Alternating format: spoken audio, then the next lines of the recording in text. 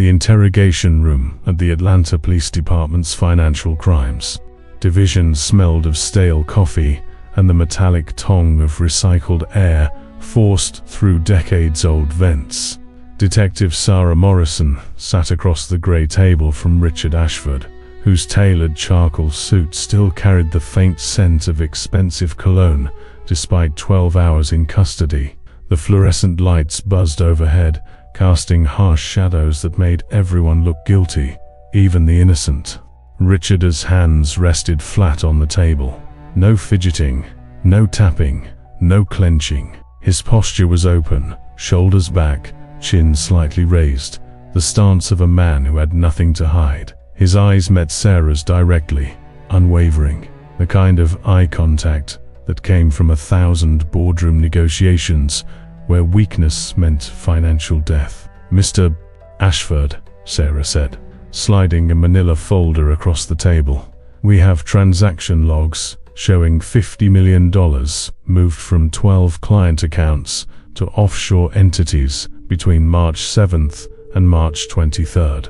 The authorization codes traced directly to your executive terminal."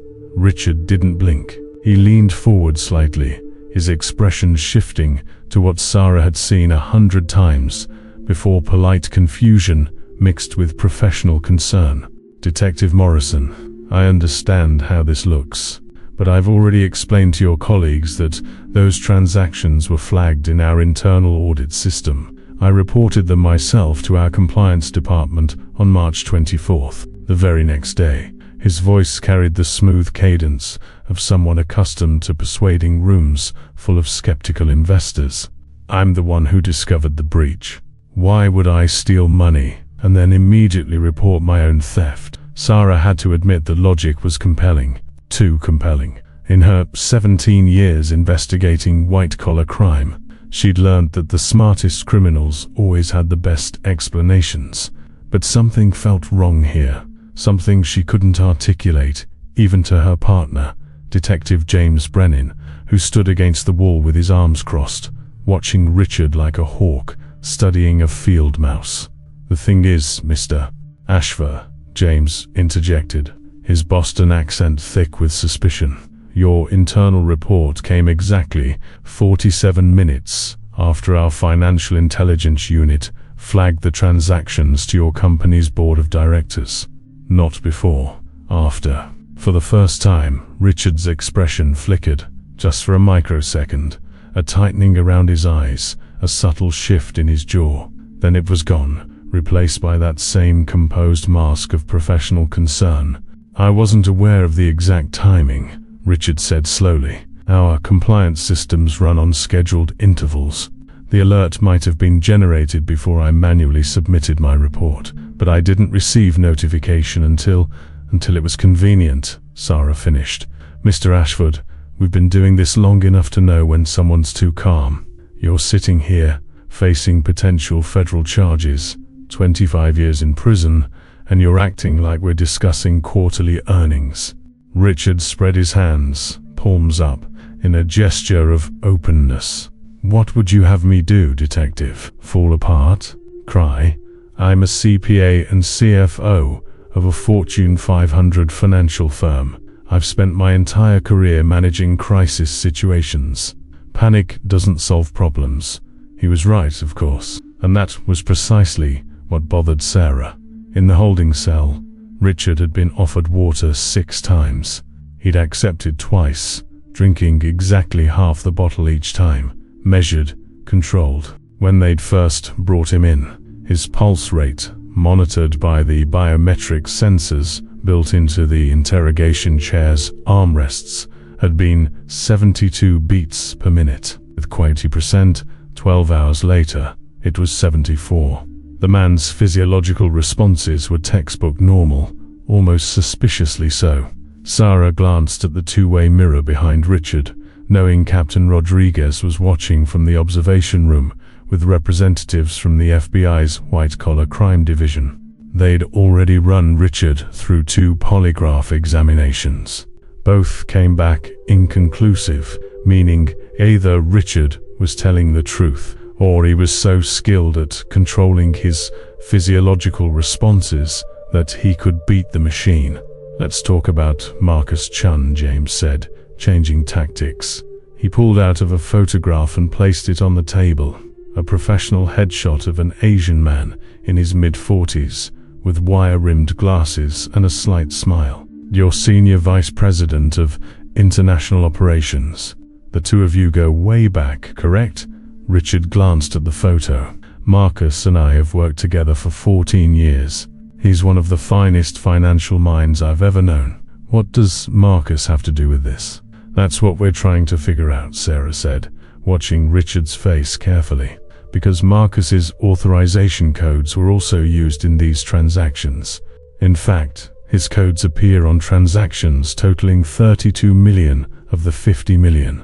Yours appear on the remaining 18. Richard nodded slowly. "That makes sense.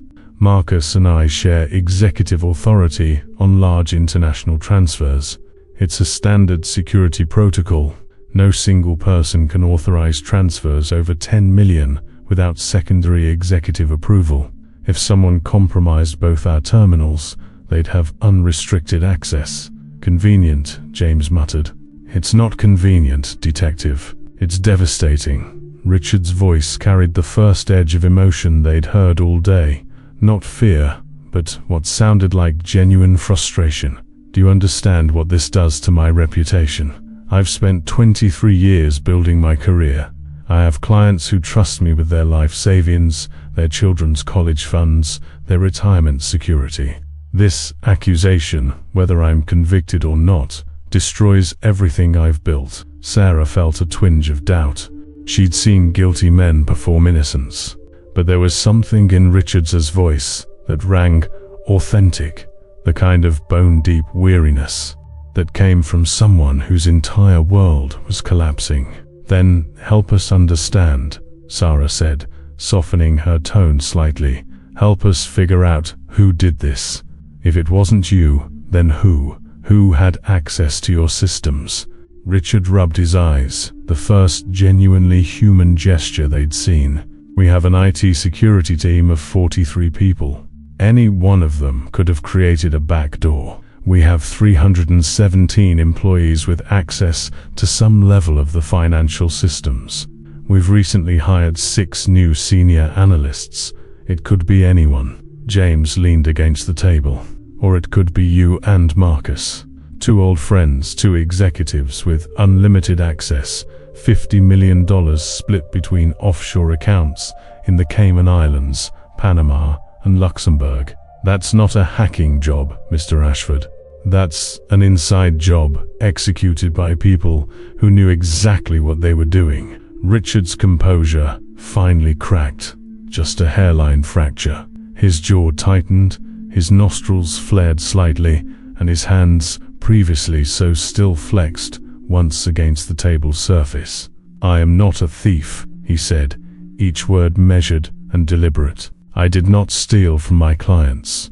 And I resent the implication that 23 years of impeccable service means nothing in the face of circumstantial digital evidence."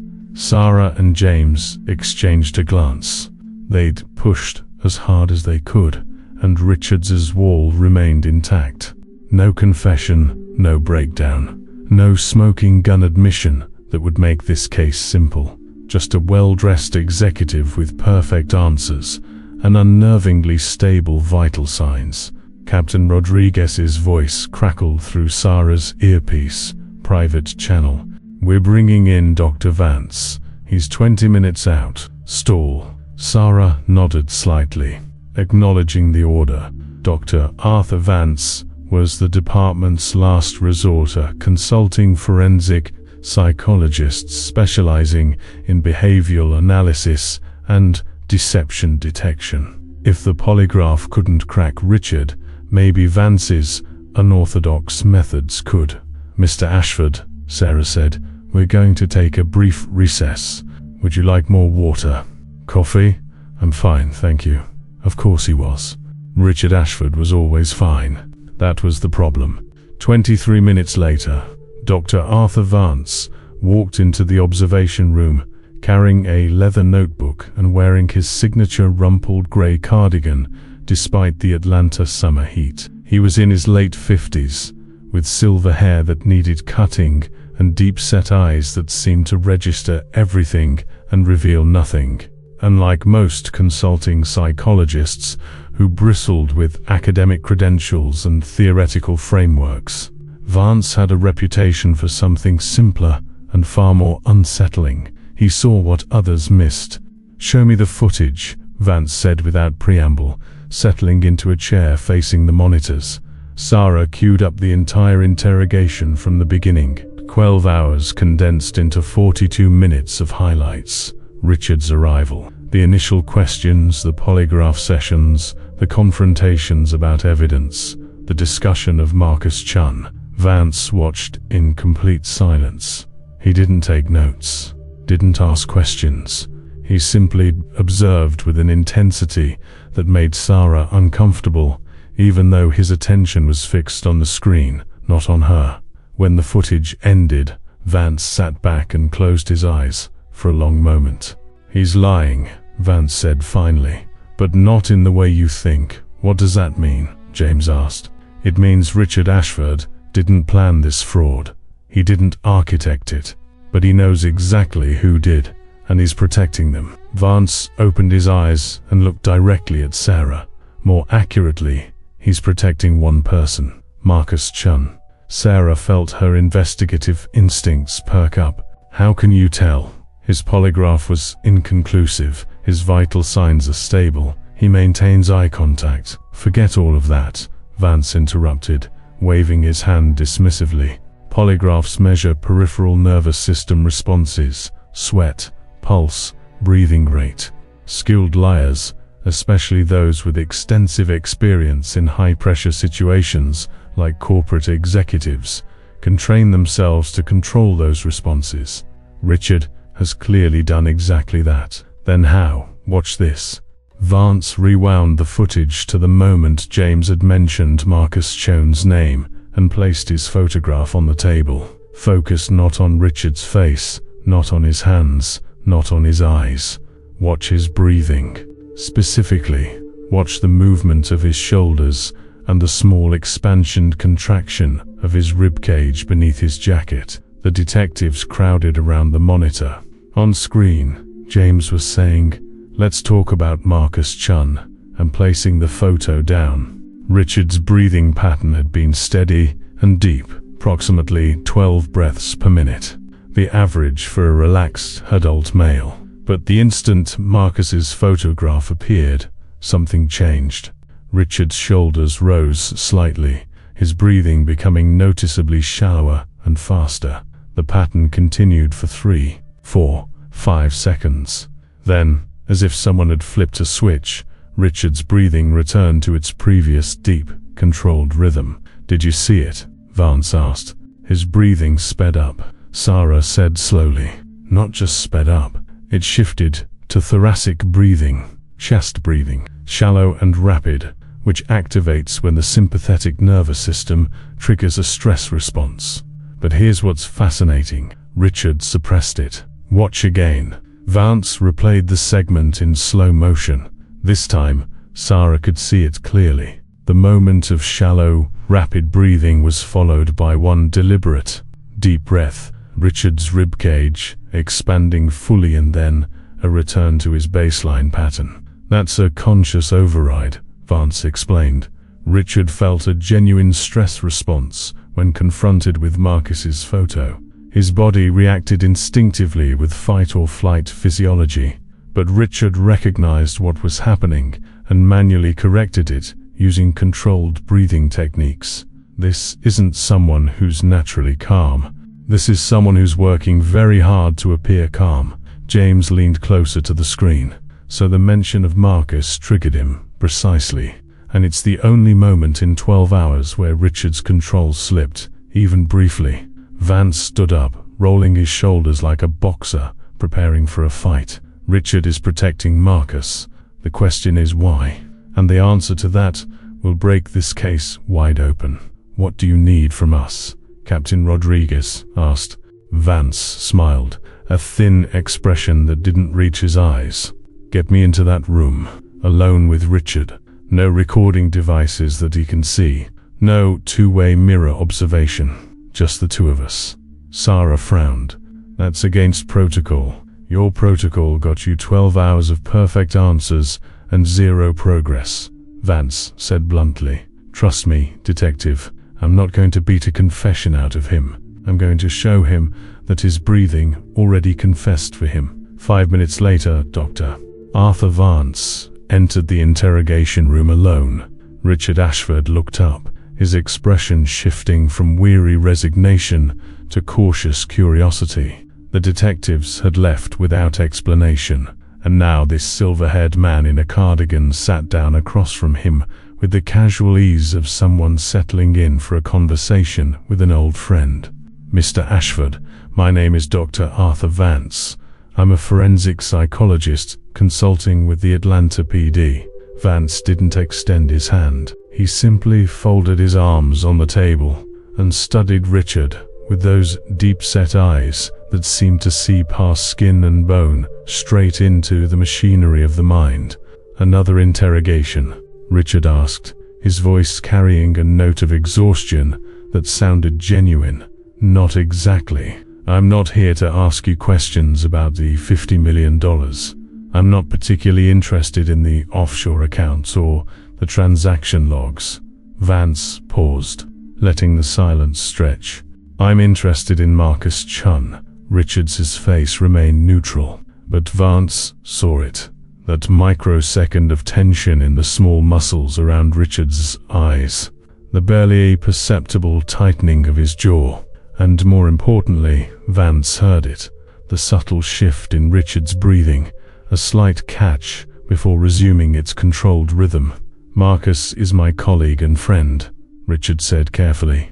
"I don't understand why everyone keeps focusing on him. He's as much a victim of this breach as I am." Vance smiled gently.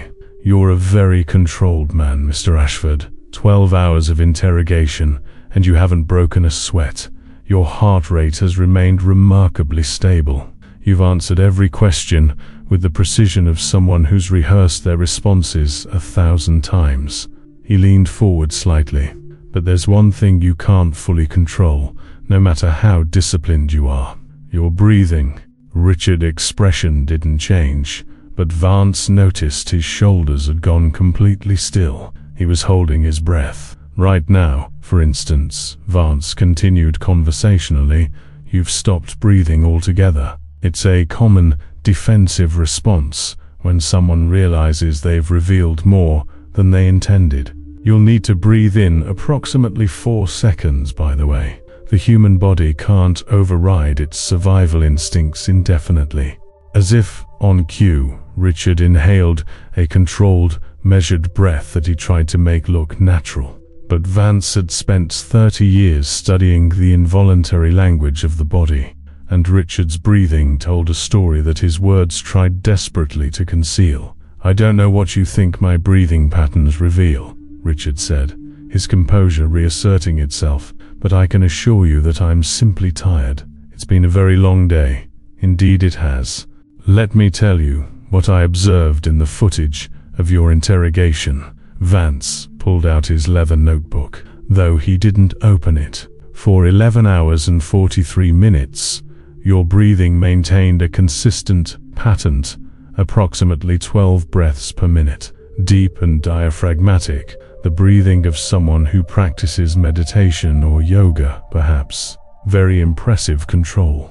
Richard said nothing, but his eyes tracked Vance's every movement. But at hour 7, when Detective Brennan mentioned Marcus's Chen and showed you his photograph, your breathing changed. For exactly 3.2 seconds, you shifted to thoracic breathing, shallow, rapid, chest-focused. Your respiratory rate jumped to approximately 24 breaths per minute.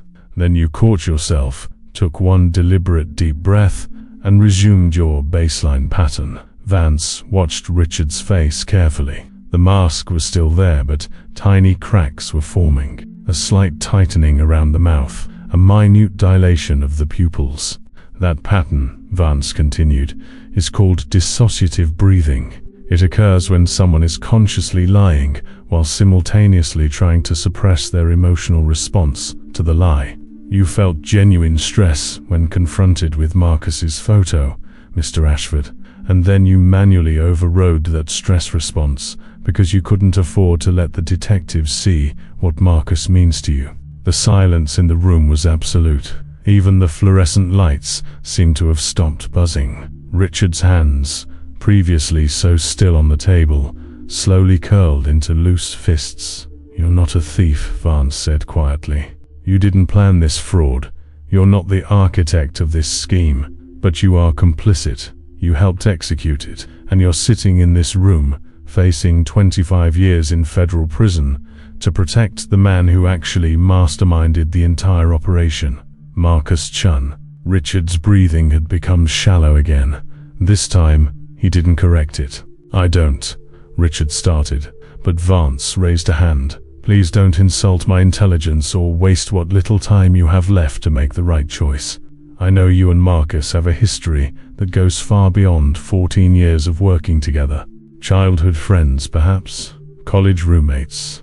Whatever the bond is, it's deep enough that you're willing to sacrifice your freedom, your reputation, your entire life to protect him." Richard closed his eyes. When he opened them again, something fundamental had shifted in his expression. The corporate mask had cracked, revealing underneath not a criminal, but a man carrying a weight that had become unbearable. "How did you know?" Richard asked, his voice barely above a whisper. "Your breathing told me everything I needed to know. The human respiratory system is intimately connected to the limbic system, the emotional center of the brain. When you lie about something that matters deeply to you, when you suppress emotions that are trying to surface, your breathing betrays you, always." Vance's voice softened. "You're not protecting a colleague, Richard. You're protecting someone you love like a brother." Richard's composure finally shattered. His shoulders sagged, his head dropped forward, and for the first time in 13 hours, tears filled his eyes. Not the tears of guilt, but the tears of someone who had been holding back an ocean of pain and could no longer maintain the dam. "Marcus and I grew up together in foster care in Columbus, Ohio," Richard said, his voice thick with emotion. "Same group home from age 9 until 18. We were the kids nobody wanted, too old, too damaged. We promised each other we'd get out, make something of ourselves, never be poor or powerless again." Vance listened without interrupting, letting Richard's confession flow like water, finally finding its path to the sea. "We both worked our way through Ohio State, shared an apartment, shared meals, shared every dream and fear. When I got my MBA, Marcus was there. When he got his CPA certification, I was there. We built our careers together, always looking out for each other, always having each other's backs." "What happened?" Vance asked gently. Richard wiped his eyes, his breathing still unsteady, no longer controlled. 3 years ago, Marcus got involved with some people through his international operations work. Criminals, basically. Organizations that needed to move money around the world without attracting attention. At first, Marcus said he was just consulting, advising them on legitimate financial structures, but it went deeper, much deeper, and he'd pulled you into it. He didn't have to pull. I jumped in willingly. Richard's laugh was bitter. "Marcus came to me last year and said he needed help with a complex transaction. He explained that he'd gotten in over his head with some very dangerous people who were threatening his family, his wife, his 2 daughters. They wanted $50 million laundered through our firm's systems, or they'd kill everyone Marcus loved." Vance nodded slowly, pieces of the puzzle clicking into place. "So you helped him execute the fraud to protect his family. I thought we could do it. Take the money, let these criminals have their clean funds, and then Marcus could disappear. Witness protection, new identity, something. I thought I was saving my brother's life." Richard's voice broke. "But I was so stupid. There were no threats. There were no dangerous criminals holding Marcus's family hostage. Marcus was the criminal who'd been skimming money from international operations for 2 years, building relationships with organized crime syndicates, setting up this massive money laundering operation. And he used our friendship, our history, our bond as brothers to manipulate me into being his accomplice. The weight of betrayal hung in the air like smoke. Vance could see the devastation in Richard's eyes, not the fear of prison, but the grief of discovering that the person he'd trusted most in the world had used him as a tool. "When did you realize the truth?" Vance asked. 2 days after we executed the final transfers. Marcus called me, drunk, celebrating. He said we were going to be rich, that he had $15 million waiting for me in a Swiss account. That's when I understood. There was no family in danger. There were no threats. Marcus had orchestrated the entire scheme, and he'd convinced me to help him by exploiting the one thing he knew I could never refuse, protecting the people he loved. Richard's hands were trembling now, all pretense of control abandoned. I confronted him. He laughed. He said I was always too soft, too ethical, that I would have never agreed to the plan if he'd told me the truth. He said our childhood together, our bond as brothers, it was all just leverage to him, a tool to manipulate me. Vance felt a surge of understanding. This was the real tragedy of the case, not the stolen money, not the defrauded clients, but the murder of a friendship that had survived poverty, abandonment, and every hardship life could throw at two boys who had only each other. "So you reported the fraud to your compliance department," Vance said, "knowing it would expose both of you." "I wanted to destroy what Marcus had built. If I was going down, he was coming with me." "But even then," Richard's voice caught, "even then, I couldn't bring myself to tell the police the whole truth, because some stupid, broken part of me still wants to protect him. Still remembers the 9-year-old kid who shared his dinner with me on my first night in the foster home. Still loves the brother I thought I had, even though that person never really existed." The confession hung in the air, raw and devastating. Vance understood now why Richard's breathing had betrayed him. The body remembers love, even when the mind knows it's been poisoned. The heart continues to beat for people who've destroyed us, because our biology doesn't understand betrayal, it only understands connection. "Richard," Vance said slowly, carefully, "I'm going to be direct with you. Marcus used you. He exploited your loyalty, your history, your love, and now he's letting you take the fall for a crime he masterminded. While you're sitting in this interrogation room, maintaining your silence to protect him, Marcus is likely preparing to disappear with millions of dollars that you helped him steal." Richard closed his eyes, tears streaming down his face. I know all of that, but I don't know how to betray him. He's the only family I've ever had." "No," Vance said firmly. "He was never your family. Family doesn't weaponize your loyalty. Family doesn't exploit your decency. Marcus saw your goodness and used it as a weapon against you." He paused, letting his words sink in. "The brother you're protecting doesn't exist, Richard. He never did. You're grieving a ghost." The truth of those words seemed to strike Richard like a physical blow.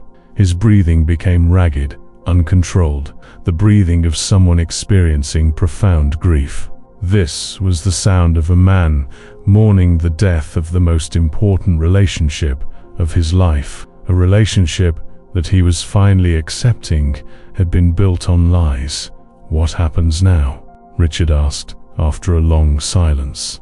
Vance pulled out a file folder he'd been carrying in his cardigan pocket. "Right now, the federal prosecutors believe you and Marcus are equal partners in this fraud. They'll charge you both with conspiracy, wire fraud, money laundering. You're looking at 25 years in federal prison. Marcus is looking at the same." "I can live with that," Richard said numbly. "Can you? 25 years watching Marcus in a neighboring cell, knowing he destroyed your life and feels no remorse. Watching him manipulate other inmates the way he manipulated you, maybe even getting an early release for good behavior while you serve your full sentence. Vance leaned forward. Or worse, Marcus cuts a deal first. He testifies against you, paints you as the mastermind, and walks away with 5 years while you serve life. Richard's eyes widened slightly. He hadn't considered that possibility. I'm not here to threaten you, Vance continued. I'm here to offer you the truth. And the truth is this: Marcus's operation goes far beyond $50 million. The Financial Crimes Division suspects he's been facilitating money laundering for international criminal organizations for at least 2 years. They believe this $50 million was just one transaction in a network worth hundreds of millions. If that's true, Marcus isn't just a white-collar criminal. He's working with people involved in human trafficking, drug cartels, weapons smuggling, the kind of evil that destroys thousands of lives. Richard's face had gone pale. I didn't know. I swear, I thought it was just this one transaction. I believe you. But the prosecutors won't unless you give them Marcus completely. Every detail of his operation, every contact, every transaction you'll know about. Vance slid the folder across the table. This is a proffer agreement. In exchange for your full cooperation and testimony against Marcus Chun, the federal prosecutors will grant you immunity for your role in the $50 million fraud. You'll still face charges for your knowing participation, but we're talking 3 years in minimum security instead of 25 in federal prison. You'll be 49 years old when you're released. You'll have a life waiting for you. Richard stared at the folder as if it were a venomous snake. You want me to destroy him? I want you to tell the truth. There's a difference. Vance's voice carried a weight of compassion that surprised even himself. Richard, every moment you spend protecting Marcus is a moment you're choosing his freedom over your own. You're choosing the man who betrayed you over the life you still have ahead of you. Why? Because Richard's voice broke completely. Because if I betray Marcus, then everything we had, everything we survived together, all of it becomes meaningless. It means I spent 34 years loving someone who never loved me back. It means I was alone the entire time and just didn't know it. And there it was, the core wound, the truth beneath the truth. Richard wasn't protecting Marcus out of loyalty. He was protecting Marcus because accepting the betrayal meant accepting that the central relationship of his life, the foundation of his identity, had been a lie. It meant rewriting his entire history, acknowledging that the brother he'd loved had been a fiction, that he'd been manipulated and used for decades. That kind of realization doesn't just hurt, it annihilates.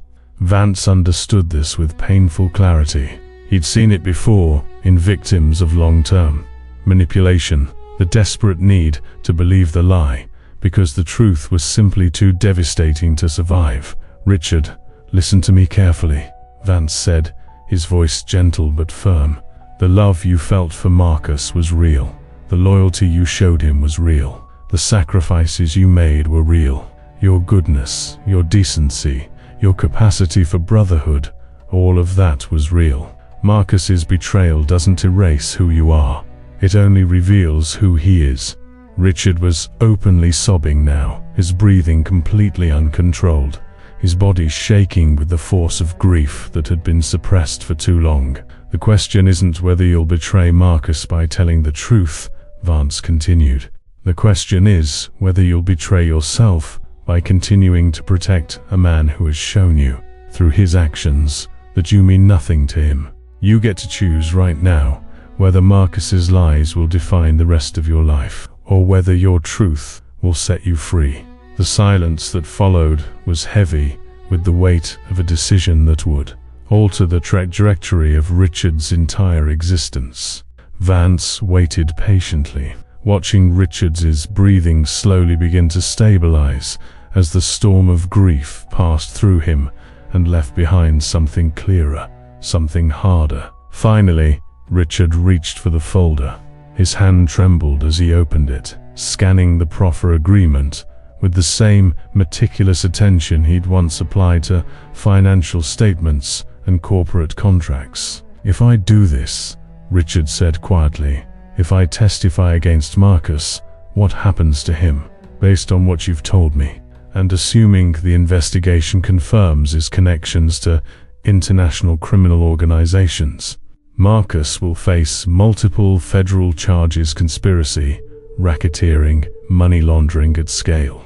We're talking a minimum of 40 years, possibly life in federal prison."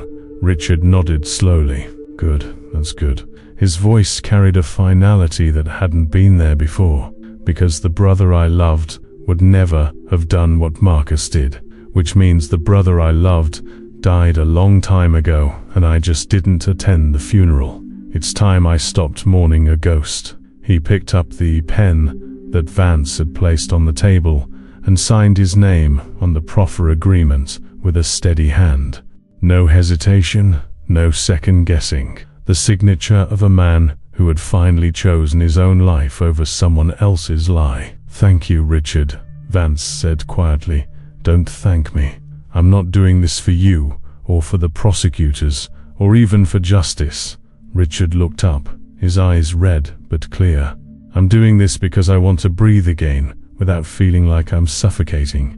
I want to stop controlling every breath, every response, every moment of every day. I want the truth, even if the truth destroys me, because at least it will be mine." Vance stood, gathering the signed agreement. "I'll inform the prosecutors and the detectives. They'll want a full debriefing starting immediately. It's going to be a long process. I've spent 13 hours protecting Marcus's lies. I can spend however long it takes telling my truth." As Vance walked toward the door, Richard called out, "One last question," his voice small and broken. "Dr. Vance, when you watched me breathe, when you saw that moment where my control slipped, could you tell what I was feeling?" Vance turned back, considering the question carefully. "Yes, I could tell you were terrified. Not of being caught, but of losing him. Of having to accept that the person you loved most in the world had used you as a tool. That kind of fear is the deepest kind there is. The fear that we've been foolish with our love." "Was I foolish?" "No, Richard, you weren't foolish. You were human. And being human means sometimes loving people who don't deserve it. But it also means having the courage to walk away when love becomes a cage." Vance paused at the door. "Your breathing will be easier now. Trust me." 3 weeks later, the case against Marcus Chun had expanded from a $50 million fraud into a sprawling RICO investigation involving 7 international criminal organizations, 12 countries, and transactions totaling over $400 million. Richard's testimony had unlocked a network of corruption that the FBI had been trying to penetrate for 3 years. Marcus was arrested at his home in Buckhead as he was preparing to board a private jet to a non-extradition country. In his possession were 4 fake passports, $3 million in bearer bonds, and a laptop containing encrypted communications with known leaders of organized crime syndicates. During his arrest, Marcus had asked the federal agents only one question: "Did Richard give me up?" When they confirmed that Richard had not only testified but provided the evidence that cracked the entire operation, Marcus had laughed, a bitter, hollow sound. "Of course he did. Always was too soft, too ethical. That's why I chose him. The good ones are the easiest to manipulate." The recording of that statement was played for Richard during a meeting with prosecutors. Sarah Morrison, who'd attended the meeting, watched Richard's face carefully as he heard Marcus's words. She expected rage or grief, or at least some visible emotional response. Instead, Richard had simply nodded and said quietly, "I know exactly who he is now." Finally, his breathing, Sarah noticed, was deep and steady, calm in a way that seemed genuine rather than forced. For the first time since she'd met him, Richard Ashford looked like a man who could actually rest. The trial was swift by federal standards. Marcus's defense attempted to argue that Richard was the mastermind and Marcus the manipulated accomplice. But the evidence was overwhelming. Financial records, encrypted communications, testimony from 3 other victims Marcus had manipulated over the years. All of it painted a picture of a man who viewed other people as tools to be used and discarded. Marcus Chown was convicted on 43 federal counts, including conspiracy, racketeering, wire fraud, and money laundering for international criminal organizations. He received a sentence of 55 years in federal prison without possibility of parole. Richard Ashford, in accordance with his proffer agreement and in recognition of his complete cooperation, received a sentence of 3 years in a minimum security federal facility. The judge, reading Richard's sentencing statement, had noted that Richard's actions, while criminal, appeared to stem from exploitation rather than greed. "Mr. Ashford," the judge had said, "you allowed your loyalty to blind you to evil. That is not a defense, but it is context. Your willingness to come forward and testify, despite the personal cost, demonstrates a conscience that many who sit in this courtroom lack. I hope you use your time in custody to understand that loyalty without discernment is not a virtue. It's a vulnerability that predators will exploit." 18 months into his sentence, Richard sat in the small library of the federal facility in Pensacola, Florida. Through the window he could see the Gulf of Mexico, endless and blue under a cloudless sky. He'd spent the morning in his job assignment at the prison's financial literacy program, teaching other inmates how to manage money, understand credit, and avoid predatory schemes. The irony wasn't lost on him. Dr. Arthur Vance visited on a humid Thursday afternoon. They sat across from each other at a metal table, surrounded by other inmates, meeting with family members and attorneys. "You didn't have to come," Richard said, though he was clearly glad Vance had. "I wanted to see how you were breathing," Vance said with a slight smile. Richard laughed, a genuine sound that surprised them both. "Better, much better. I've been practicing meditation, actually. Real meditation this time, not the controlled breathing I was using to hide my lies." "Good, that's good." Vance studied Richard carefully. "You look healthier than when I saw you in that interrogation room." "I am healthier.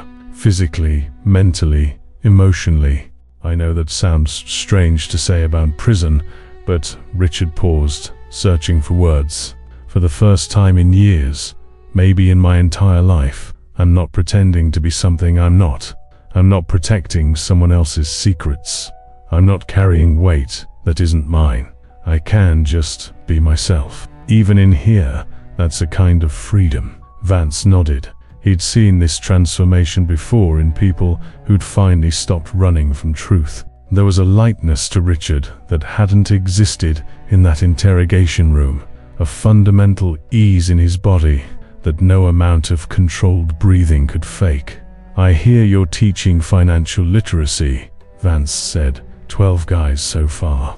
Most of them got caught up in schemes they didn't fully understand, manipulated by people they trusted. "I can relate." Richard's expression turned serious. "I tell them my story. All of it. The foster care, the friendship with Marcus, the betrayal, the fraud. I tell them how I spent 34 years mistaking manipulation for love and how it nearly destroyed my life." What do they say? Most of them recognize themselves in the story. They see how they were targeted, groomed, used. It helps them understand they're not stupid or weak, they're human, and humans are wired to trust, to connect, to believe the best in people. That's not a flaw, it's what makes us human. But it also makes us vulnerable to people like Marcus, who see goodness as something to exploit. Vance felt a deep respect for the man sitting across from him. Richard had taken his pain, his betrayal, his devastation, and transformed it into wisdom that could protect others from similar harm. That was the highest form of healing, turning your wounds into medicine for someone else's pain. "Have you heard from Marcus?" Vance asked carefully. Richard's expression hardened slightly. "He's written me 4 letters. I've returned all of them unopened. I don't need his excuses or his attempts to manipulate me one last time. That chapter of my life is over." "How does that feel?" "Lonely sometimes," Richard admitted. "I spent most of my life with Marcus as my anchor, my family, my brother. Letting go of that, accepting that it was never real, it's like grieving a death, but it's also liberating, because I get to choose now who I trust, who I love, who I let into my life. And I get to choose based on people's actions, not their words or our shared history." They sat in comfortable silence for a moment, watching the afternoon light shift across the prison yard. "I wanted to thank you," Richard said finally, "for seeing through my lies in that interrogation room, for caring enough to understand why I was lying, for giving me a chance to choose truth over loyalty to someone who never deserved it." "I just watched you breathe," Vance said modestly. "No, you saw me. Really saw me. Maybe for the first time in my life, someone looked at me and saw, past the performance, past the control, past the masks I'd been wearing since I was 9 years old. You saw the truth, and you didn't judge me for it. You just offered me a chance to see it too." Vance felt the weight of those words. This was why he did the work, not for the convictions or the solved cases, but for moments like this. Moments where truth, painful as it was, set someone free. "What will you do when you're released?" Vance asked. "I've got 18 months to figure that out. But I know I won't go back to corporate finance. I'm thinking maybe non-profit work, helping kids in foster care, kids like Marcus and me, who age out of the system with no family, no support, no understanding of how to navigate the world." Richard's eyes were distant, thoughtful. "Maybe if someone had been there for Marcus, shown him that you didn't need to manipulate and exploit to survive, things would have been different. Maybe. Or maybe Marcus was always going to choose the path he chose.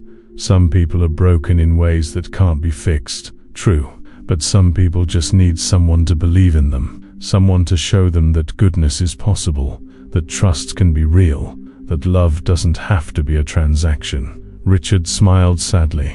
"I want to be that person for kids who are where I was. Not because I can save them all, but because even saving one makes the pain I went through worth something." Vance stood to leave, their visiting time nearly over. "You're going to be fine, Richard. Better than fine. You're going to help a lot of people." Richard stood as well, extending his hand. This time, Vance took it, a firm handshake between two men who understood that the hardest battles are fought not in interrogation rooms or courtrooms, but in the quiet spaces where we decide who we're going to be when our illusions are stripped away. "Dr. Vance," Richard called as Vance turned to leave. "One more question. When you were watching me in that interrogation room, when you saw my breathing change, in that moment, what did you think?" Vance considered the question carefully. "I thought, this man is drowning, and he's too loyal to let go of the anchor pulling him under. And I thought, if I can just show him the chain, maybe he'll have the courage to release it. And I did. I let go." "Yes, you did. And look at you now. You're breathing, 2 years and 3 months after his arrest." Richard Ashford walked out of the federal facility in Pensacola, Florida, into a bright October morning. Waiting for him outside the gates was not a limousine or a crowd of former colleagues. Instead, there was a single woman, a social worker from a non-profit organization that helped former inmates reintegrate into society. Her name was Claire, and she'd been corresponding with Richard for 6 months after reading about his case and his work teaching financial literacy to other inmates. Our organization needed someone with Richard's expertise to develop programs preventing financial exploitation of vulnerable populations. Ready to start over? Claire asked as Richard climbed into her modest sedan. Richard took a deep breath, slow, steady, unforced. The breath of a man who had nothing left to hide and nothing left to prove. Yes, I'm ready. As they drove away from the prison, Richard caught his reflection in the side mirror. He looked older, weathered by experience and loss. But his eyes were clear, his expression open. He looked like a man who had survived drowning and learned finally to swim. He thought briefly of Marcus, somewhere in a federal prison, likely still manipulating whoever was within reach, still seeing the world as a game where other people existed only to be used. Richard felt a flicker of something that might have been pity, or might have been grief for the friend who never truly existed. Then he let the thought go, released it like a breath, exhaled, and carried away on the wind. That chapter was over. The rest of his story, the true story, built on truth rather than lies, was just beginning. And for the first time in 37 years, Richard Ashford was free. Not from prison, but from something far more confining, the cage of loyalty to someone who had never loved him back. The prison of protecting lies that had nearly destroyed his soul. He was free, and he could breathe. If this story touched something in you, if you've ever struggled with the painful gap between the people you love and the reality of who they truly are, leave a comment sharing what resonated most. Subscribe to this channel for more stories that explore the hidden truths of human nature and the courage it takes to choose yourself. Hit the like button and share this video with someone who needs to understand that sometimes the deepest act of love is letting go of the people who are drowning us. Not all anchors hold us steady, some pull us under, and the bravest thing we can do is release them and learn, finally, to breathe.